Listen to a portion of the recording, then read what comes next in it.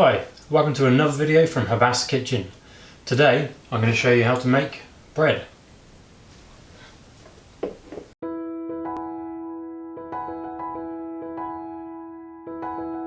So as you can see, not many ingredients required to make bread. What we're going to need are 500 grams of strong white bread flour, 7 grams of easy bake yeast, so I'm using easy bake but there are other types. If you use those, just check the label on how to use them. And then some lukewarm tap water. So this is water, if you stick your little finger in it you can't feel the temperature, so it's not hot or cold, it's about body temperature. I use about 320 mils of that, but you might find, depending on what flour you use, what brand of flour, it can be 280 to 360 millilitres. And there'll also be just 10 grams of salt to add to that as well.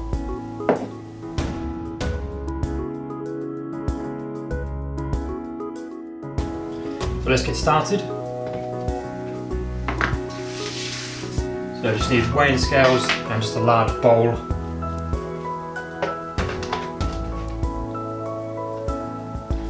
So what I do is just start by adding the 500 grams of bread flour.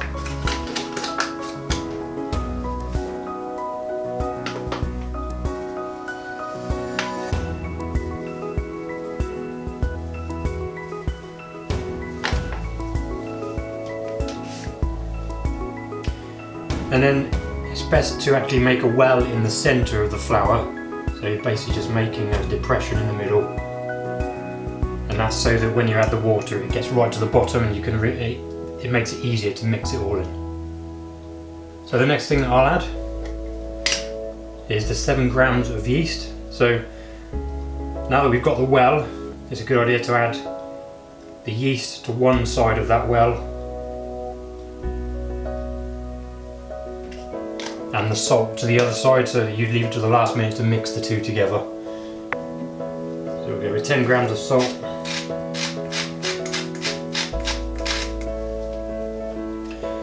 So when we start adding the water, what I usually do, especially if I'm using a new brand, a brand which I haven't used before, I'll just start by adding 280 mils of the water in one go.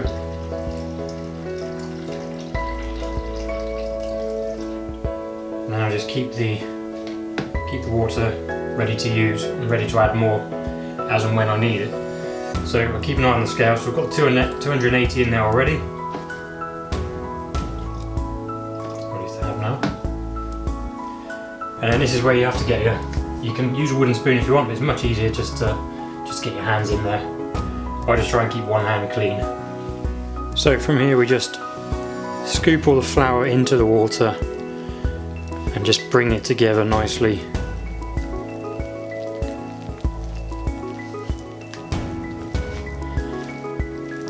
Now you'll probably find you get quite sort of messy hands, you get sort of dough all stuck between your fingers, but you just have to keep going, keep sort of clawing it around, bringing it together.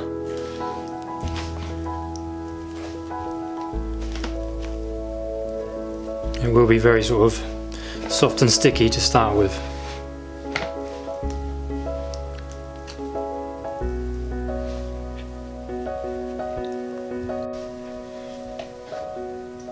And then, so we've got it on the scales. I know that with this flour I need to bring it up to 320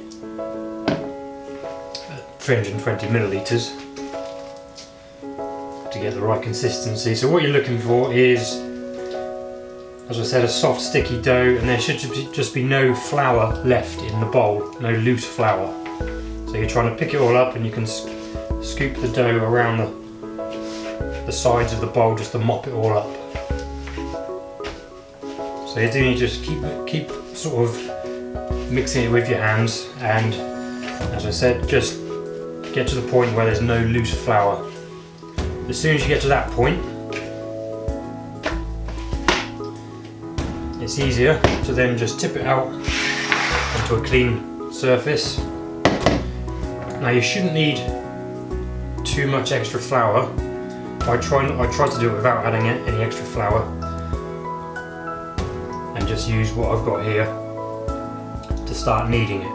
So So I'm just picking all the loose, all the excess dough off my fingers and hands. I'm just adding it back in there. At this point it doesn't matter if it's a bit sort of bitty and it's falling off. What we're going to do is actually bring it together by kneading it. So at the start of this process you need to be very firm with the dough, really sort of move it around, put it exactly where you want it. Don't be afraid to sort of bash it down and stuff like that, and you can really sort of, some people like to punch it into the table like that. I just like to just be firm and just keep moving it around, keep folding on itself.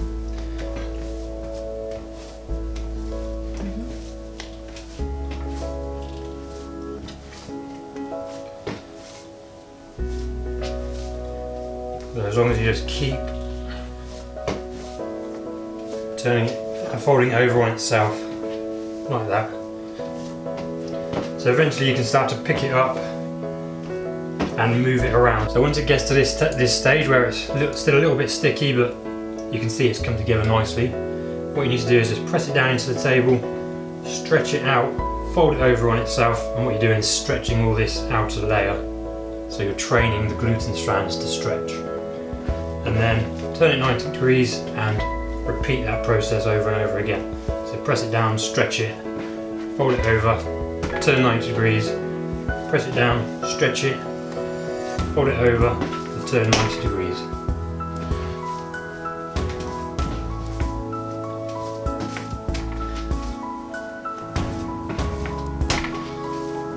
Now the best thing to do when you're kneading the dough is to do it in stints. So I try and do it for a couple of minutes, as I've described. So press, stretch, fold and turn. A couple of minutes of that, and then just let it rest, cover it up with your bowl, just for 30 seconds to a minute. You can go and wash your hands or something like that if you want to. And what that does, it just allows the dough just to relax a little bit, and you'll find when you get back to it for another 2 or 3 minutes, it has a much more silky finish and you'll find it easier to handle. So that's been 30 seconds. So I can already see that it's a bit more silky. Yeah, it's still sticking to the surface, but that's not a problem. As I knead it more and more, it will dry up and become more trained.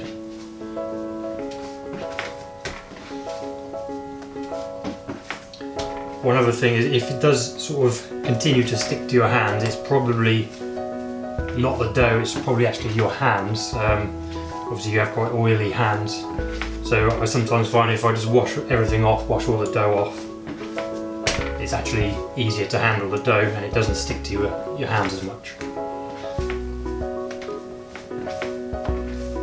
You find a lot of recipes, if you're reading from a book or something like that, a lot of them will just say knead for 10 minutes,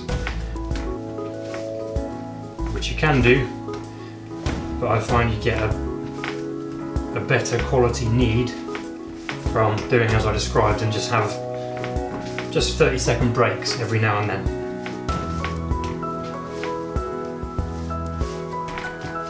So I'm going to cover that again. I'm going to wash my hands.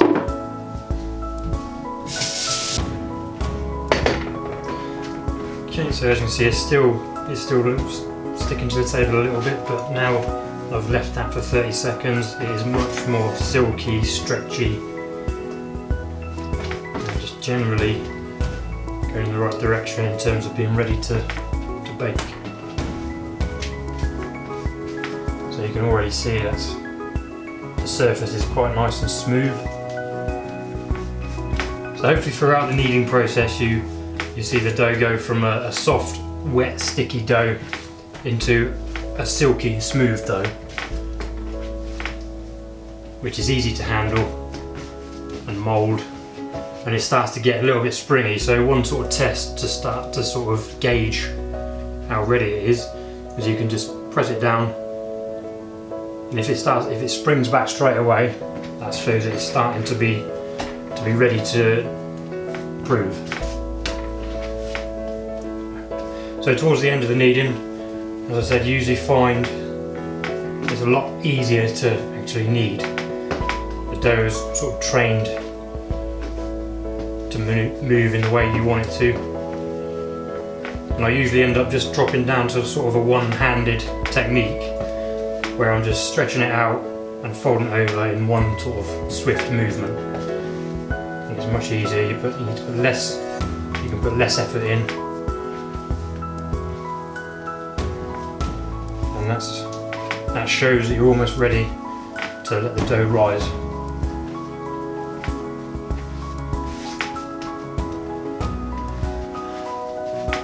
So I'm going to leave it for 30 seconds.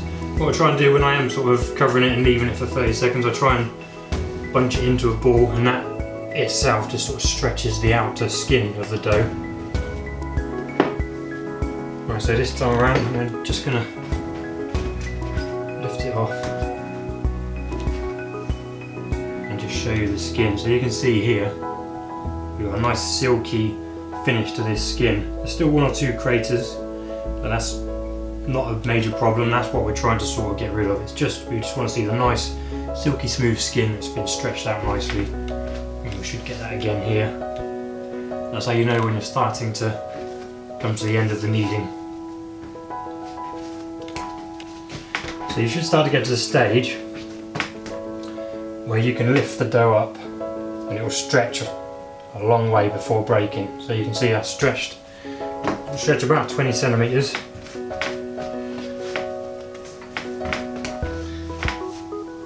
And it's a very strong dough.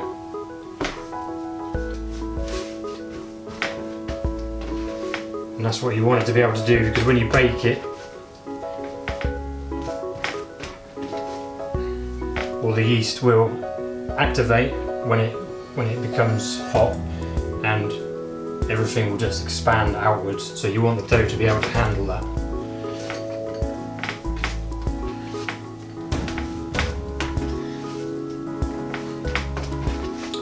Right, so I'm going to leave that once more, and I'll be ready to rise.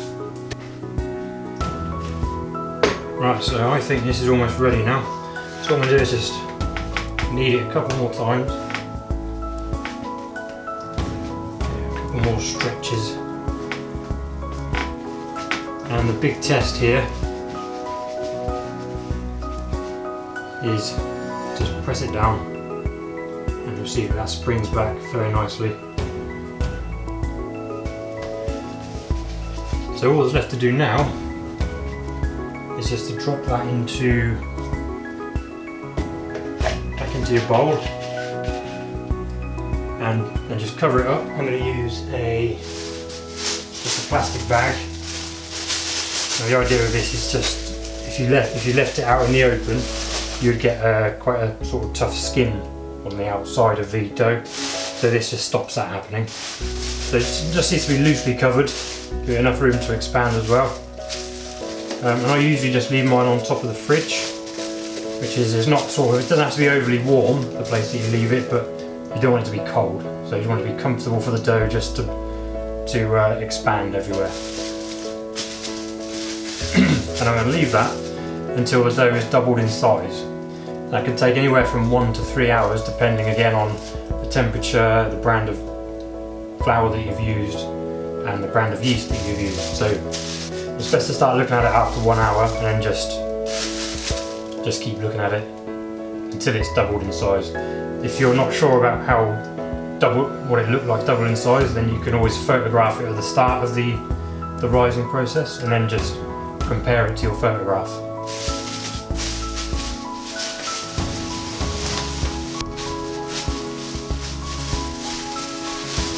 Okay, so that's been about 2 hours now, and that's definitely doubled in size. It's also got a nice dome shape on top, which shows that it's a strong dough. So what I'm going to do now is what's known as knocking it back. So all that is just knocking the air out of it. And to do that, I'm just going to push it down and then continuously fold it in on itself. So you'll see immediately it will get smaller and deflate almost. There'll be some bubbles, and that's what you're trying to knock out. And then just start to take it away from the sides and just fold it in on itself. And you should hear the air start to rush out of it.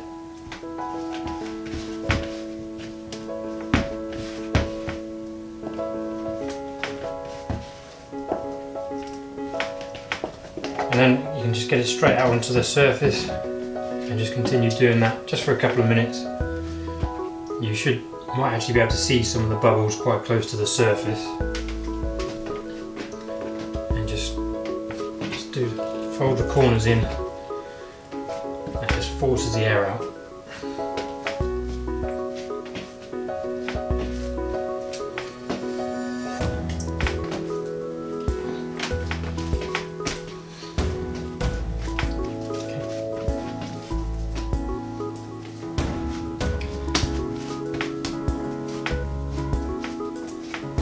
The other thing you can do is just flatten it out, and you can chase some of the air bubbles out.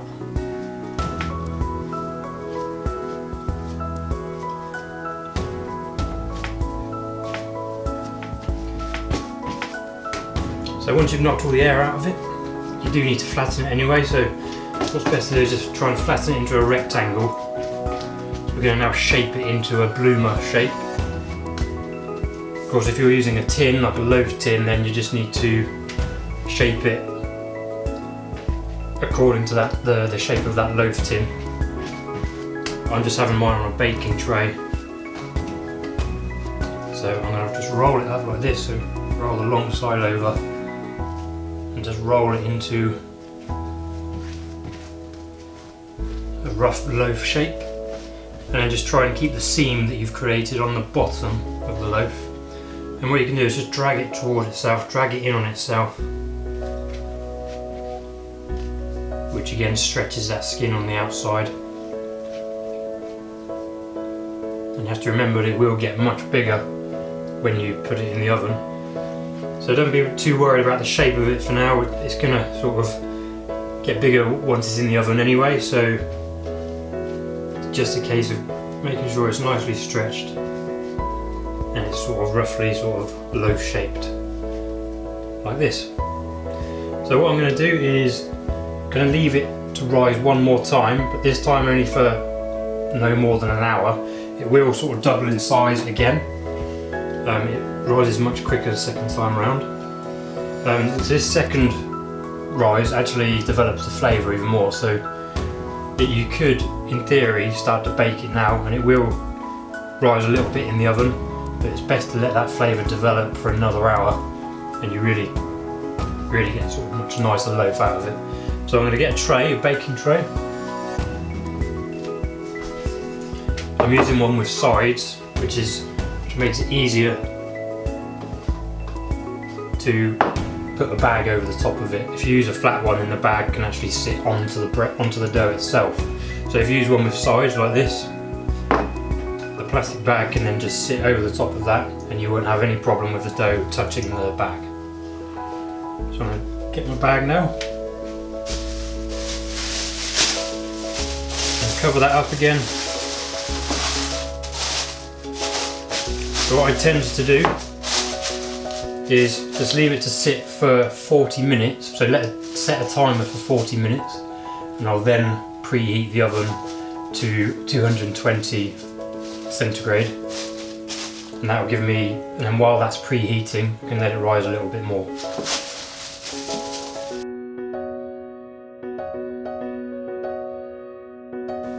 So that dough has been rising for a further 40 minutes now. So what I'm going to do is preheat the oven. That's going to be 220 centigrade or 200 fan assisted.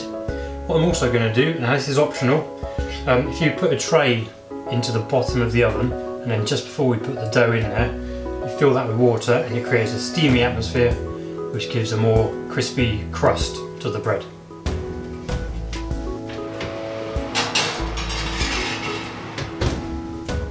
So just while that's preheating, I'm just going to let the dough rise just a further sort of 20 minutes, no more than that, and then we can put it into the oven.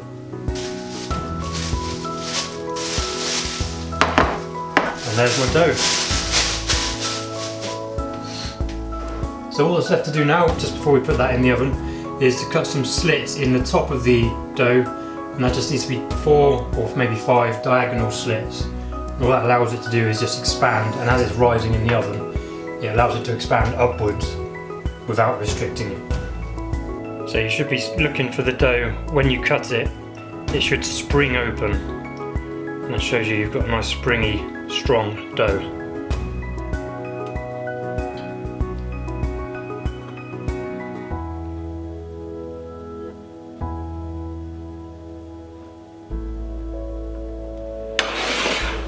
Okay, so that's ready to go in. So all I'm going to do now is, I've got some mortar here, so I'm just going to tip that into the tray which I'd placed at the bottom.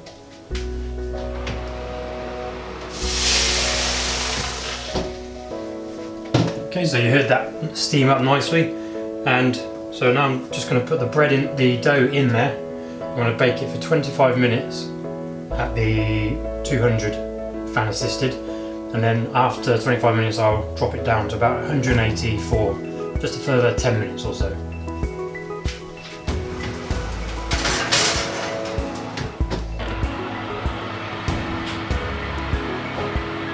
So that's finished. You can hear that crackling away in there. It's got a nice golden brown finish. I'm going to leave that to cool for at least half an hour. If you try and cut it too early, then it will probably fall apart. So yeah, just give it a good half an hour and then that's ready to go. If you do have a go at making this bread, I'd be interested to see your pictures, so tag us in any photos on Instagram or anything like that. Otherwise, please like and subscribe. I'll see you in another video.